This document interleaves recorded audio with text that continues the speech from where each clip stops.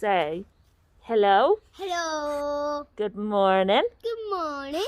Welcome to our day. Welcome to our day. Good boy. Welcome to our day. Rock and roll. That was the best.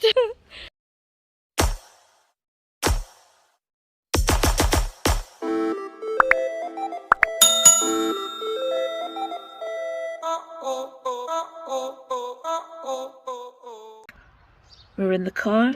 It's miserable. We're running late. All good. Don't really want this to be done. Just because of the whole people saying I'm going to get sick. I can cope with my normal sick, kind of. Adding this on top, don't think it's going to go down well.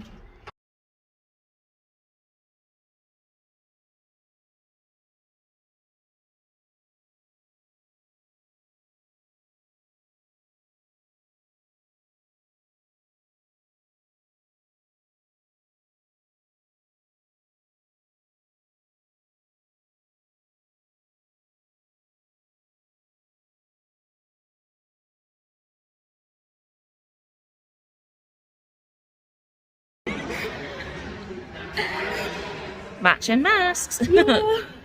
We've just had it done again. Everything was fine. We've now got to sit here and wait 15 minutes, is it? Yep. To make sure we don't have a reaction. And he turned around and said that Soph's probably going to have a reaction because she had one last time. Yep. So, this is grand. Great. He said it'll probably be the same. So, perfect. Oh, I'm not looking forward to it. Joys. Well, that was an adventure. I just came out of the frickin' door and there's like little bumps. So I go over them slowly. But on the third one, because I've got like 3 sets of wheels, I got like the centre one and I got like 2 front casters and 2 front back casters. And when I went over with the last bit, I bumped and it was downhill and I nearly fell out again. My whole chair tipped. Like, I had to like grasp at her.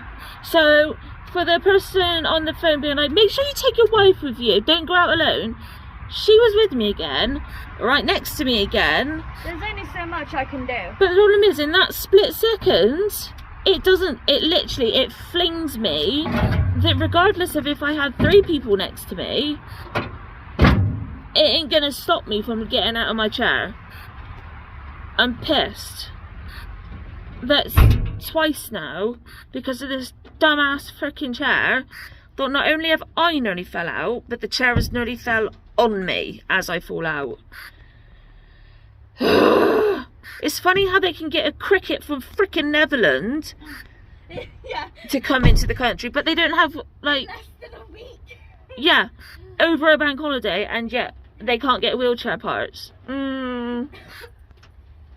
Think somebody's telling porkies there. But we are done. You're in the car. Let's go home.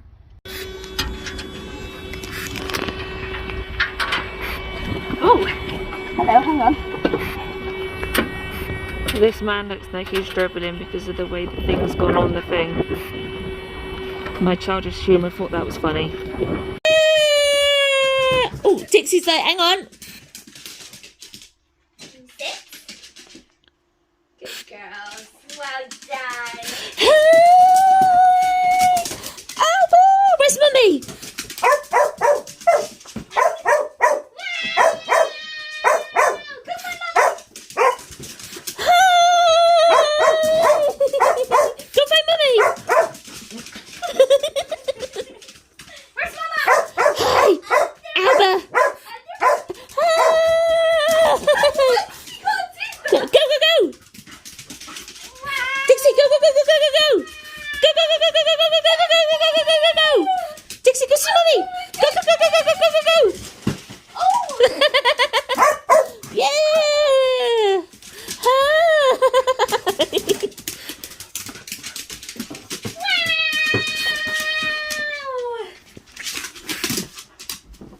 Gorgeous. Mommy.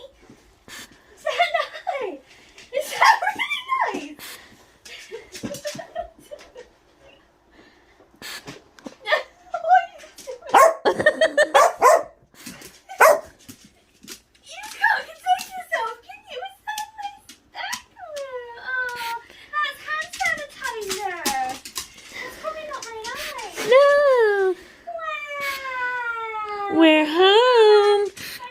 I think I might need a drink. Okay, you'll have a drink.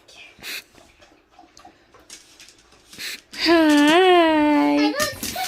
Yeah. Mommy. Unicorn, Mama. I can't reach. Good girls.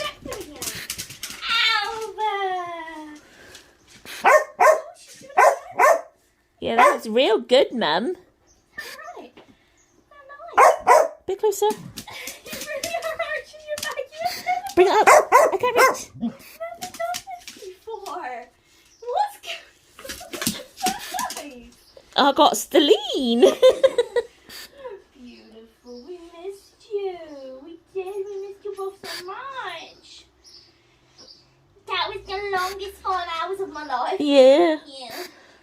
It wasn't really 5 hours. I was going to say, FYI, it was not 5 hours. It was less than an hour. You're staring at me for like 10 minutes.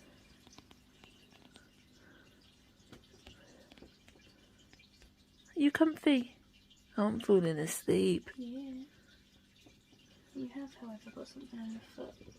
Are you comfy? Oh, That's sorry, mine. I'm sorry, it was mud. I'm sorry. Hi. Are you comfy? Are you gorgeous? Well, at least you stopped staring at me now. Are you tired? I'm extremely exhausted. Yeah. Had a very busy morning, Yeah. Mum. Just a little fun fact. With a dog, if you touch their whiskers, it makes them shut their eyes. Hang on, keep your hand down. Keep your handy peg down. We need to show them something. Hang on, hang on. Wait, wait, wait. Wait, put your head back here a minute.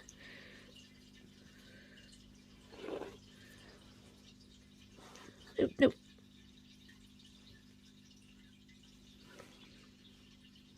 It's to do with a reflex that they have in their whiskers, and it makes them shut their eyes.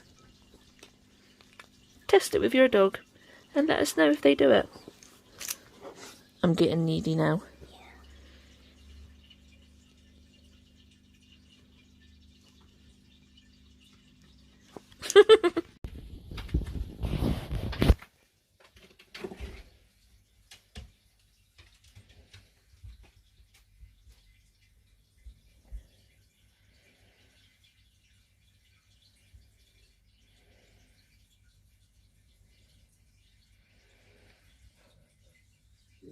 Come down to show. Come down to the wall to show how.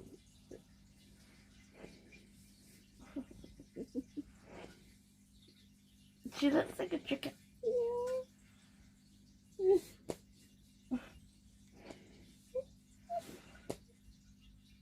You can just imagine like little chef's hats on her foot.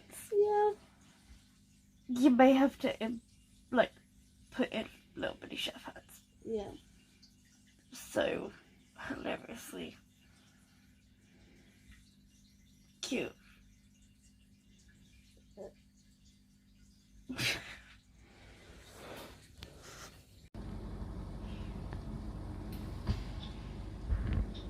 I feel intimidated. Intensely. Before I went for a wee, unicorn was not like that. Yeah, that unicorn. But yeah. You're so gorgeous. You're beautiful. Hi. Beautiful. Yeah. Okay, I stopped talking now.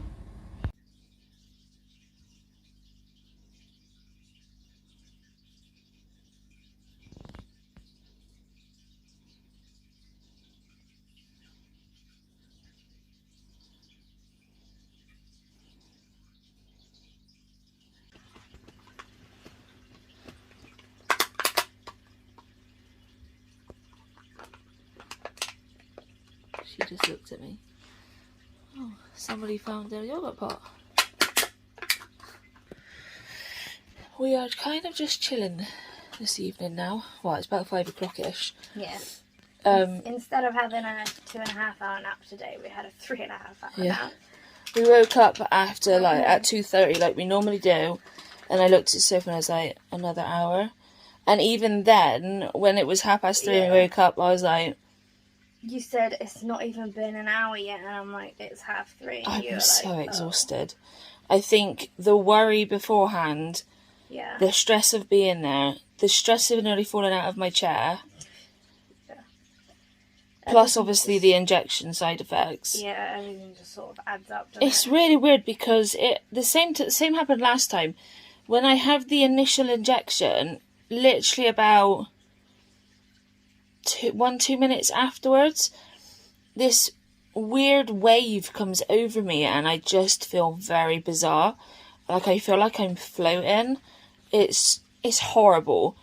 But after about 10 minutes max, it goes. And the exact same thing happened last time when I had the injection. And then I was fine afterwards.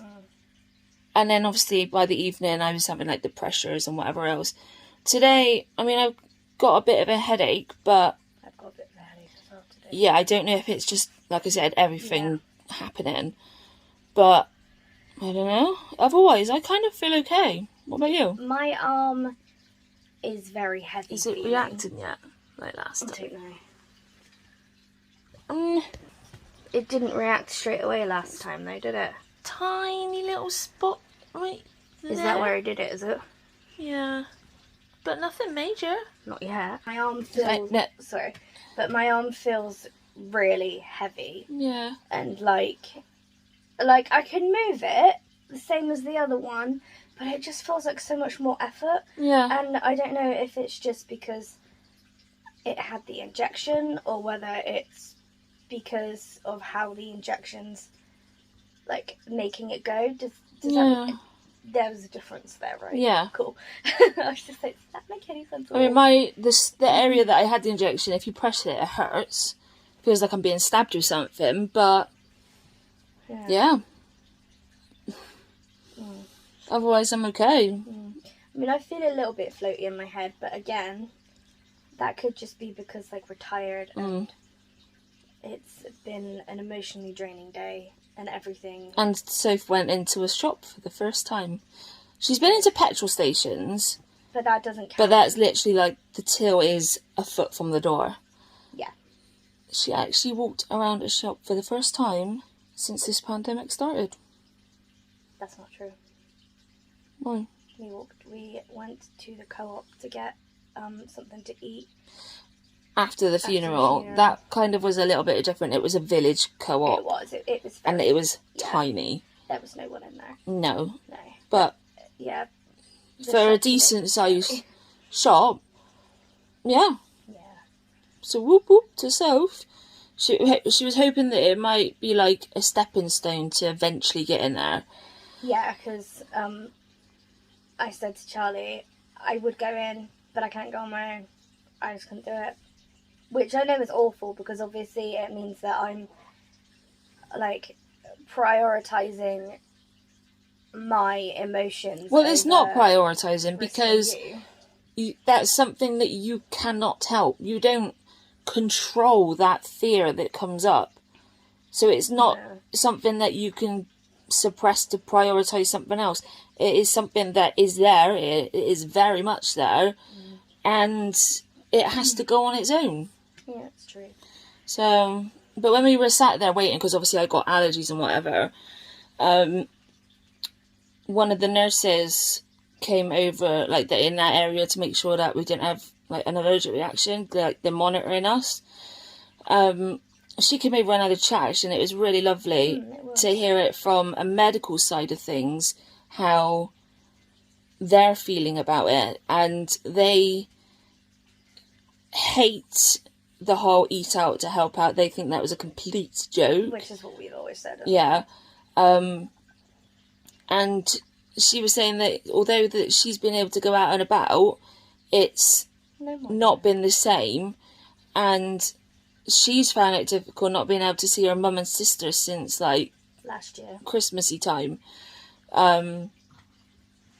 But, she has been able to see them.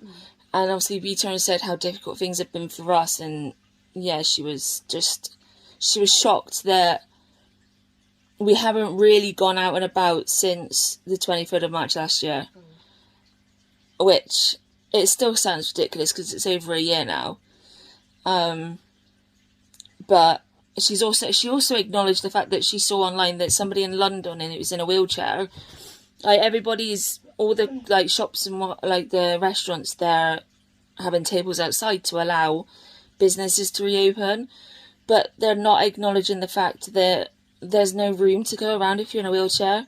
And, like, if you're able-bodied and you're walking, you can just shimmy around these things. And I don't know what it's like in London. It might be better, but in Cornwall, if you're in a wheelchair and you're on a path, there are very few drop curbs. So, and a lot of the time, there's not enough room for you to turn around, especially not if you're in an electric chair. So, you are then stuck. You are either stuck or you have to try and reverse. Which is not helpful at all. Especially not with, like, the bumps and the cobblestone aspect of it and, like, all of these different stupid things that make it all difficult. Yes. So, like, yeah, it was really lovely. We had a good, like, 5-minute chat with her, and just hearing everything from a medical professional's, like, point of view, it's crazy that,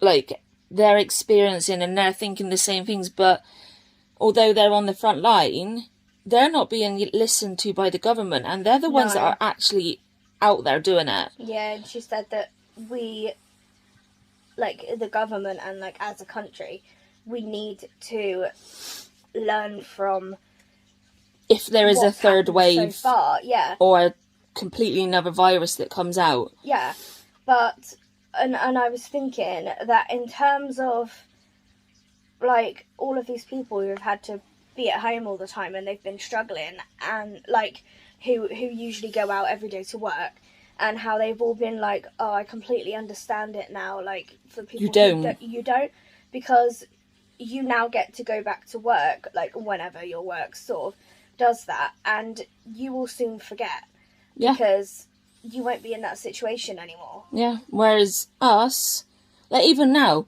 we're still being told to shield till the end of June.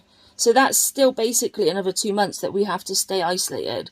Whereas healthy people and working-bodied people that are not shielding, your life is basically back to normal now. You can go to the pub. You can go meet up with friends. We still can't do that. No. So it's already in the past for these people, whereas for us it's still very much our reality. Yeah, and one of the things we said with the nurse was the fact that for a lot of people, they've been complaining that they've not been able to go on holiday, or that they might have to go on holiday somewhere in this country or somewhere else or whatever.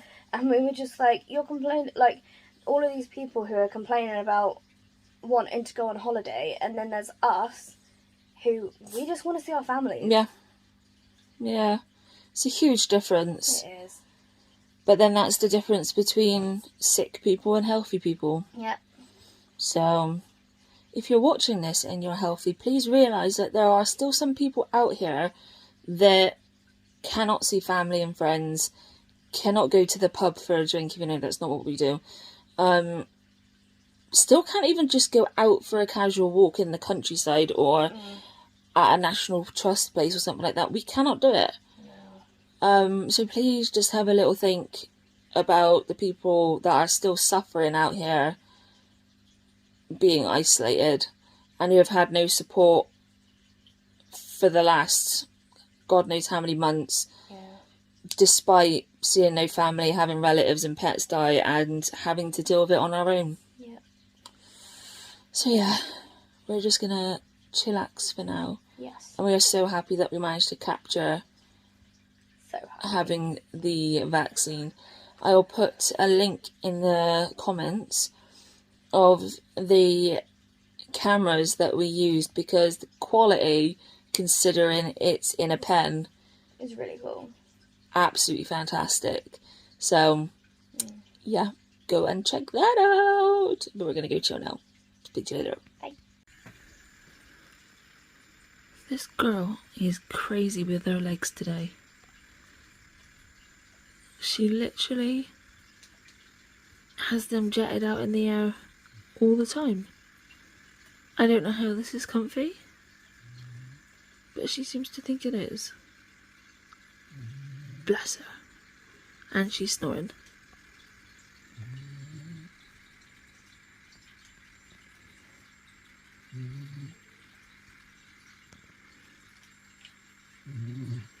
Cute.